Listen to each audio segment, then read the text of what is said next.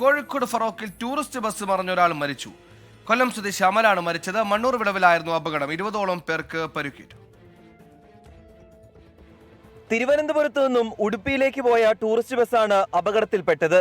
മണ്ണൂർ വളവിന് സമീപത്ത് വെച്ച് നിയന്ത്രണം വിട്ട ബസ് ഫുട്പാത്തിലേക്ക് കയറിയ ശേഷം താഴേക്ക് മറിയുകയായിരുന്നു.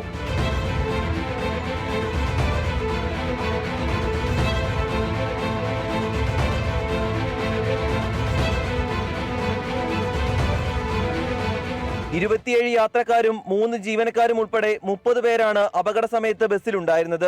ബസ്സിനടിയിൽപ്പെട്ടാണ് കൊല്ലം ആലങ്ങോട് സ്വദേശി അമൽ മരിച്ചത്. അപകടം നടന്നത് എങ്ങനെയെന്ന് വ്യക്തമല്ലെന്ന് യാത്രക്കാർ പറയുന്നു. അതിനെക്കുറിച്ച് ഉറക്കമായിരുന്നു, അതുകൊണ്ട് അതിനെക്കുറിച്ച് അറിയില്ല. പക്ഷേ ആൾക്കാർ പറയുന്നുണ്ടായിരുന്നു ഒരു 1/2 കിലോമീറ്റർ മുന്നേ ഒന്ന് ഡിവൈഡറിൽ ഒന്ന് കയറിയായിരുന്നു എന്ന് പറഞ്ഞു. പരിക്കേറ്റ 20 പേരിൽ 2 പേരുടെ നില ഗുരുതരമാണ്. ബസ് ഡ്രൈവർക്കെതിരെ മനഃപൂർവ്വമല്ലാത്ത നരഹത്യക്ക് കേസെടുത്തു. 24 കോഴിക്കോട്.